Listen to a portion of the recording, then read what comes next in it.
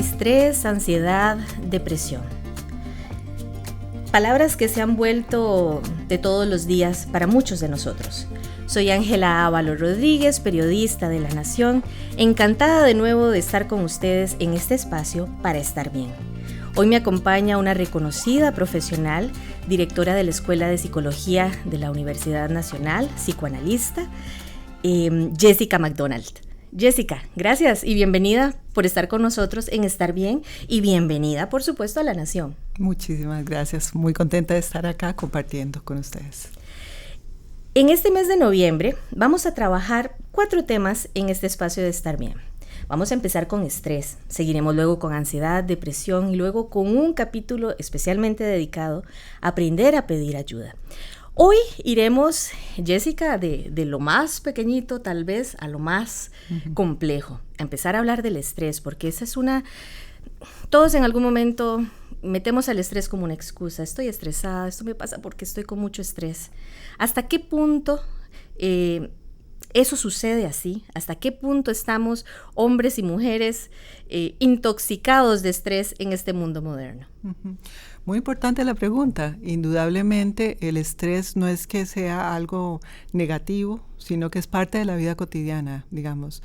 Hemos como estigmatizado que el estrés, que no hay que sentir estrés, pero en realidad el estrés es necesario para la vida, digamos, es una de las partes que nos impulsa a seguir adelante, a enfrentar situaciones difíciles. En general lo que entendemos por estrés es como una reacción psicofísica, ¿verdad? En el sentido de que tu cuerpo y tu mente están involucradas y entonces es como lo que te alerta el cuerpo para poder reaccionar. En el tiempo, por ejemplo, para los animales, la reacción frente a todo animal tiene una situación de estrés y toma la decisión o atacar o retirarse y huir. El problema es que en el ser humano esa reacción inmediata ante el estrés se ha ido diluyendo. Entonces en nuestras sociedades nosotros no es que reaccionamos frente al estrés huyendo o evitando o atacando. Muchas veces no podemos hacer eso, nos quedamos congelados aceptando o teniendo que tolerar las dificultades y como esa química que se da en el cuerpo que de alguna manera te irrita, te dificulta sentir bienestar. Eso me interesa bastante porque usted habla de comportamiento y también habla de una bioquímica del comportamiento. ¿Nos podría explicar un poco más eso? Porque de hecho leí hace poco un término que no conocía, el euestrés, que es como el estrés positivo. Y uno generalmente es como estrés positivo. Correcto. Si nos han acostumbrado a verlo con malos ojos. Claro, es que lo que pasa es que el estrés, ¿cómo aparece el estrés? Tenemos situaciones complejas y entonces tenemos capacidades para enfrentar esas situaciones y un contexto en donde tenemos que enfrentarlas de alguna manera. Cuando nosotros tenemos una demanda muy alta, tenemos que hacer mucho esfuerzo, tenemos que desarrollar capacidades para resolver esas situaciones. Eso es totalmente natural y normal porque nos ayuda a desarrollarnos. Ese es el estrés. Lo que nos tiene que preocupar es el distrés. Cuando la situación que nos están demandando no podemos responder, nuestra capacidad no llega y por más que nos esforcemos no lo logramos. Entonces ahí sí hay un crecimiento de esa reacción física, ¿verdad? Que es automática. En realidad empezamos con la sudoración, con la sensación de agotamiento.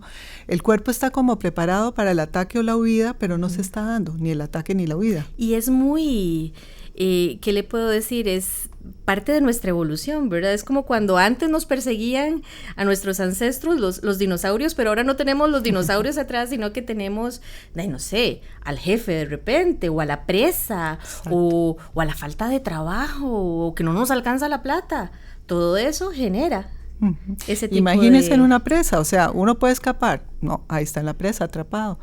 Puede atacar, ¿no? Porque también estas reacciones que también lleva el estrés. Ayer veía un conductor que se estaba peleando con otro carro y yo decía, qué peligroso, porque realmente podrían terminar en un accidente. Esa es como la parte donde ya el estrés está llegando a un punto donde ya hay intolerancia, entonces lo que sale es como la explosión, como las dificultades de manejarlo. Porque también se va agotando la energía que tenemos para enfrentar situaciones. Entonces eso es lo que se vuelve complejo. Y cuando pasamos por situaciones tan traumáticas, venimos de la pandemia, o sea, todavía no hemos salido de esto, ya vamos viendo la luz al final del túnel, pero la pandemia fue Una situación verdaderamente traumática para muchos que generó lo que se llaman los famosos picos de cortisol. Estamos intoxicados de cortisol más de la cuenta y eso nos está enfermando realmente en cantidades abrumadoras para los servicios de salud. Ahí señalas algo muy importante con respecto del cortisol, digamos, es... lo que pasa con el estrés es que debería haber como un pico de estrés, pero también una relajación o una disminución, una respuesta que nos libere también de la tensión. Pero si estamos en permanente tensión, digamos, no sabemos, estamos atrapados en una casa como fue la pandemia, indudablemente estar atrapados en un cuarto, trabajando, durmiendo, con comiendo, toda la familia, muchos.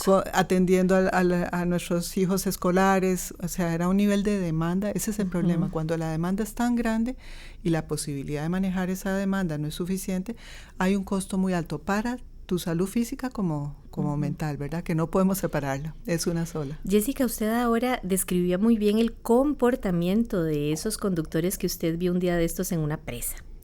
¿Qué otros comportamientos son o los podríamos encasillar como comportamientos típicos del estrés, de una persona estresada? Especialmente las personas con, estrés que en realidad no se ha logrado como canalizar para el crecimiento y todo eso.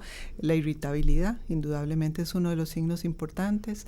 El cansancio, la sensación de frustración, porque no logramos, como señalaba, digamos, lo que el estrés nos ayuda es a crecer, a desarrollar capacidades, pero cuando no lo logramos, no lo conseguimos, empezamos a sentirnos mal con nosotros mismos y viene lo que ya nos llevaría al extremo de lo que se llamaría el quemado por estrés, ¿verdad? Entonces es como el burnout que llaman mucho en el trabajo, porque por más que nos exijamos no lo logramos y seguimos exigiéndonos y llega un punto ya como de embotamiento donde ya no lo aguantamos. Estamos saturados. Sí, recurrimos entonces a estrategias de evasión, tomar, evadirnos, otro tipo de cosas que más bien nos va afectando todavía más la salud. ¿Cómo podemos hacer personalmente para reconocer y no caer precisamente en esos mecanismos de evasión?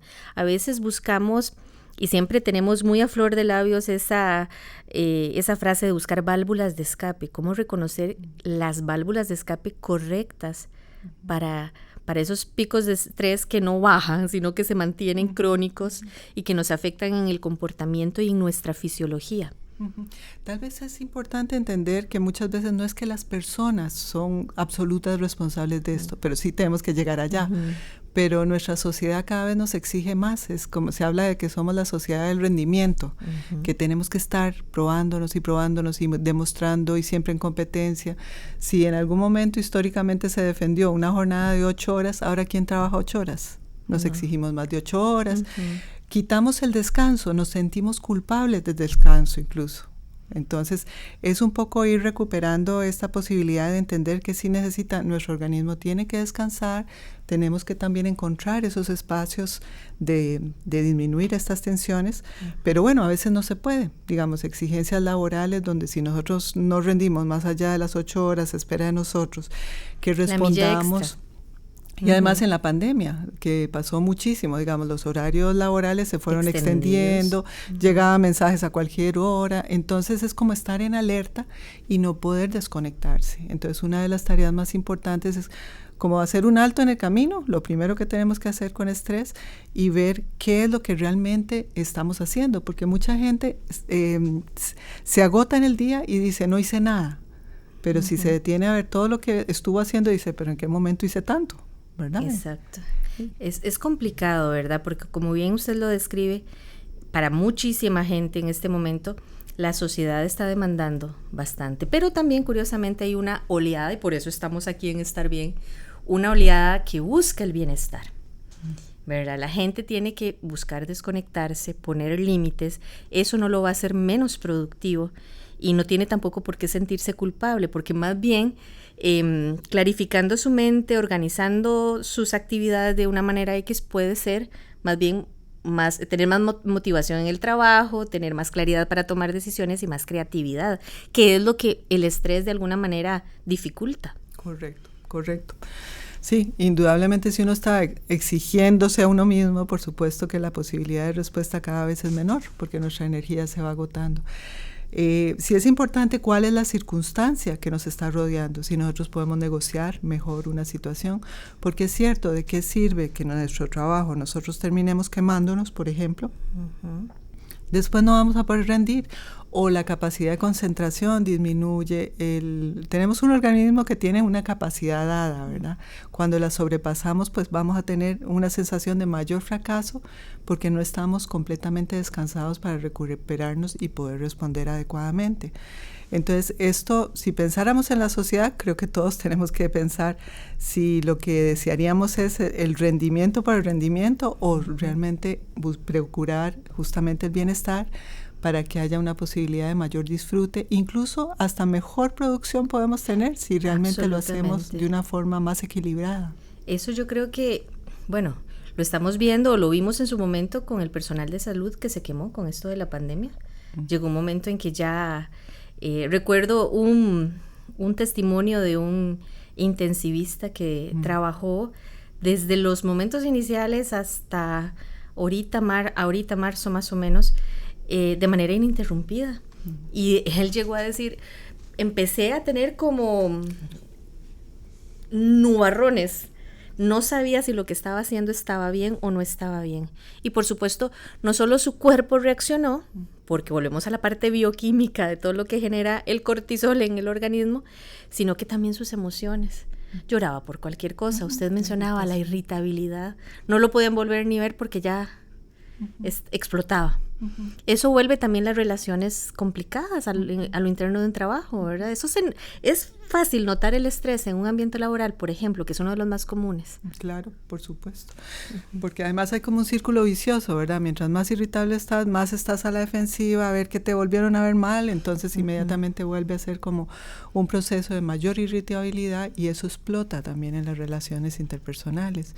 Pero eso requiere también que todos como sociedad entendamos qué granito de arena contribuimos también para que podamos reducir toda esa sobredemanda, porque incluso hasta nosotros mismos nos explotamos a nosotros mismos. Ya no es que hay un patrono que me dice que yo rinda, es que yo empiezo a sentir que si yo no trabajo 16 horas no voy a tener el producto que se requiere, que tengo competencia y yo tengo que ser el mejor. Y a veces olvidamos a los compañeras y los compañeros y entonces más bien estamos compitiendo para mostrar que soy mejor. Y esto es como la danza del cortisol, justamente. Cada vez nos vamos a exigir más, cada vez nos vamos a sentir peor. Entonces sí es un gran compromiso pensar en la salud mental y en el bienestar. Eso es una tarea compleja pero necesaria. ¿Cómo podemos hacer, Jessica, en lo individual y en lo colectivo? Porque a veces entramos en un bucle, ¿verdad? Que la rutina nos impide precisamente hacer ese freno necesario que usted mencionaba. Tenemos que frenar y sí, aquí empezar a pensar cómo lo estamos haciendo, cómo me estoy sintiendo, cómo nos estamos sintiendo. No esperar a que el freno nos lo dé, no sé, un ataque al corazón, un derrame, que quede paralizado de la mitad del cuerpo, que eso son, digamos, los otros síntomas o signos desde el punto de vista fisiológico que ya vuelven más complicado el asunto. Sí, claramente el estrés lo que está es como enfocado en hacer, yo tengo que hacerlo mejor, me voy exigiendo y se va haciendo como un proceso cada vez más inmanejable. Pero lo más importante es tomar conciencia, ya me estoy haciendo daño. Porque solo cada uno de nosotros puede identificar cuál es el límite. Habrán personas que aguantan todavía más el estrés y pueden producir y generar y ser creativos y todo esto. Otras personas que sienten que no, que realmente ya empiezan a sentir que el estrés las atrapa y no les permite tampoco disfrutar. Volvamos a esas válvulas de escape. Usted nos mencionaba ahora unas que no son las más adecuadas. De hecho, las ciertas adicciones, que más bien lo que hacen es ocultar y acrecentar o acumular esos efectos. ¿Qué otras válvulas de escape más saludables podríamos nosotros empezar a visualizar como personas, en lo individual nuevamente y en lo colectivo? A nivel individual, tomar conciencia, ¿cómo me siento yo con las cosas?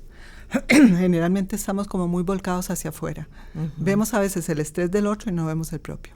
Suele pasar. Recuerdo yo, incluso lo hago personal, cuando yo trabajaba autocuidado con la gente y justamente trabajábamos esto y me daba cuenta que yo hacía talleres y yo estaba agotada pero estaba trabajando en la situación de los demás. Exactamente. Ahí es donde perdemos la noción, primero que todo, mirarnos, poder detenernos y ver qué es lo que yo necesitaría para relajarme.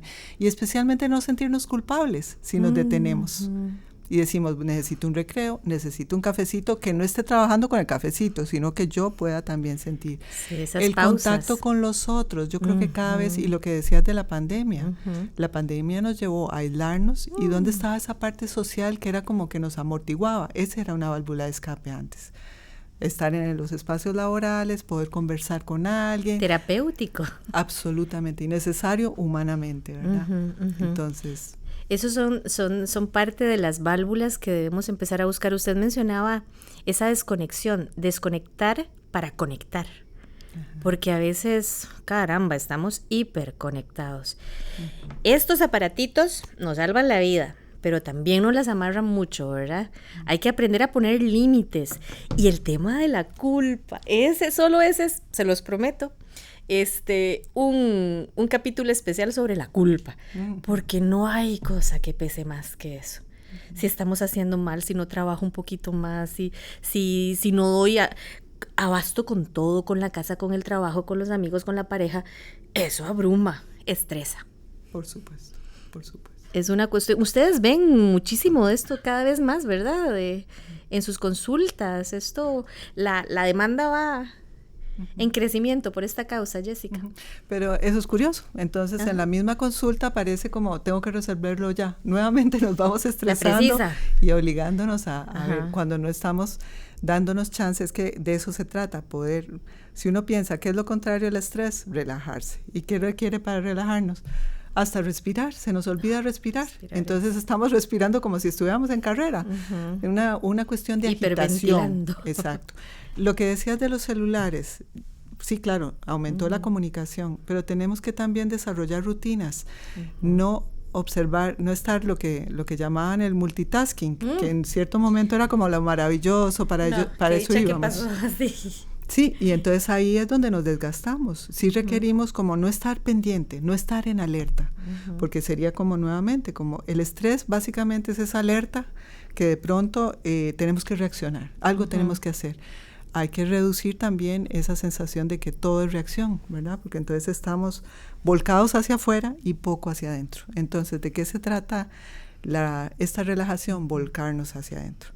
Recuerdo en los talleres de autocuidado, lo más maravilloso, hacíamos un ejercicio grupal de que cada uno se fuera a su país del autocuidado.